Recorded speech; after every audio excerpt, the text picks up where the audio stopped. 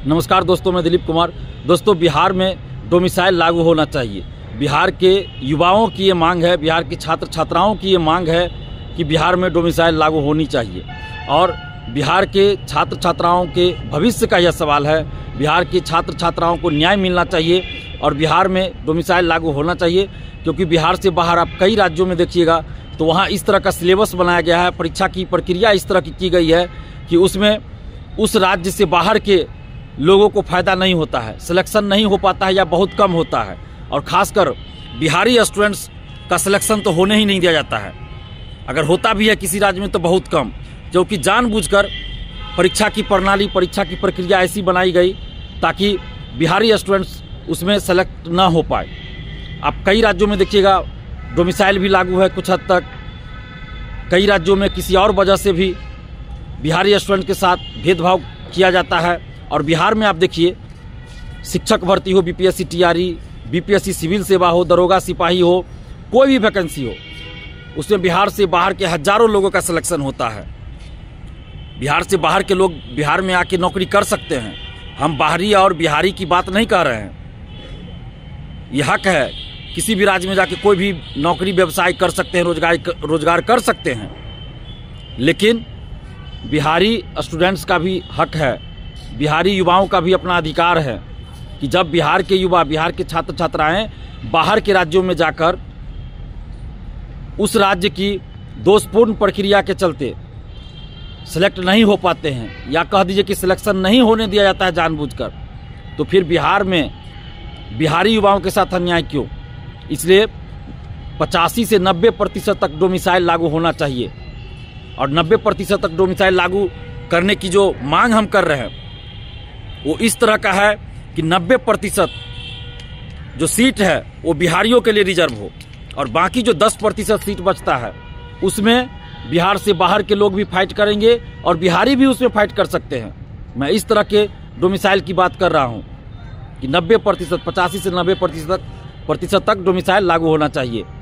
और परीक्षा की प्रणाली, परीक्षा की प्रक्रिया भी इस तरह की बनाई जाए जो सही हो। दोषपूर्ण प्रक्रिया के चलते बिहारी स्टूडेंट्स का नुकसान हो रहा है। आज आप शिक्षक बहाली में देखिए, बीपीएससी टीआरई में आरटीआई से भी कई डाटा आ चुका है, तो कई विषयों में देखिए कि 60%, 70%, 80% तक बिहार से बाहर के लोगों का सिलेक्शन जनरल कैटेगरी में हो गया है। ऐसा कैसे हो सकता है? क्या कोई गिरोह काम कर रहा है? क्या कोई गिरोह है जो इस तरह का काम कर रहा है? कोई धांधली सेटिंग तो नहीं हो रही? इसकी भी जांच होनी चाहिए कि आखिर ऐसा कैसे हो रहा है कि 70%, 80% तक कई विषयों में ऐसा हुआ है कि बिहार से बाहर के लोगों का ही सिलेक्शन हो रहा है, बिहार के स्टूडेंट्स का सिलेक्शन नहीं हो रहा है जनरल कैटेगरी में। ऐसा क्यों हो रहा है? इसलिए बिहार के युवाओं, बिहार के छात्र छात्राओं, आप सबको एकजुट होकर आवाज़ उठानी होगी, एकजुट होना होगा, एकजुट होकर लड़ना होगा। इसलिए हम आप सभी से आग्रह कर रहे हैं कि बिहार में डोमिसाइल लागू करने की मांग को लेकर हम सभी एकजुट हों, और जब एकजुट हो जाएंगे तो एक बड़ा आंदोलन करना पड़ेगा, क्योंकि छोटे मोटे आंदोलन से सरकार नहीं सुनने वाली है। इसलिए एक बड़ा आंदोलन करना पड़ेगा जिससे कि सरकार पे दबाव बने और सरकार बिहार में डोमिसाइल लागू करे। इसलिए आप जितने भी छात्र छात्राएं हैं, जितने भी बिहार के युवा हैं, आप सबसे हम आग्रह कर रहे हैं कि आप पार्टी पॉलिटिक्स, जाति धर्म से ऊपर उठकर एकजुट होइए और एकजुट होकर डोमिसाइल की मांग कीजिए। हम आपके साथ हैं। आगे चलकर हम लोग एक बड़ा आंदोलन भी करना चाहते हैं, लेकिन आप लोग का साथ चाहिए, क्योंकि हम किसी पार्टी से नहीं है, प्रत्यक्ष या अप्रत्यक्ष रूप से किसी भी पार्टी से नहीं है, किसी भी पार्टी, किसी भी नेता से हमारा कोई संबंध नहीं है। तो इसलिए आप लोग हमारा साथ दीजिएगा, तभी हम आंदोलन कर पाएंगे। और बड़े पैमाने पर, बड़े स्तर पर आंदोलन करना होगा, बड़ा आंदोलन करना पड़ेगा। छोटे मोटे आंदोलन से बात नहीं बनेगी, बड़ा आंदोलन करना पड़ेगा। इसलिए हर जिला का एक ग्रुप बनाना पड़ेगा, हर जिला का एक टीम बनाना पड़ेगा, ताकि सही से आंदोलन हो सके और कोई नेता, कोई शिक्षा माफिया आकर इसमें आंदोलन को भटका न सके, आंदोलन को गुमराह न कर सके। इसके लिए आवश्यक है कि हर जिला का एक टीम बनाया जाए, एक ग्रुप बनाया जाए, ताकि पूरे बिहार में आंदोलन हो। पटना में ही तो हो ही, लेकिन पूरे बिहार में आंदोलन हो और शांतिपूर्वक आंदोलन हो, सही तरीके से आंदोलन हो, ताकि सरकार को हम लोगों की बात माननी पड़े, सरकार पे दबाव बने। इसलिए आप लोग एकजुट होइए।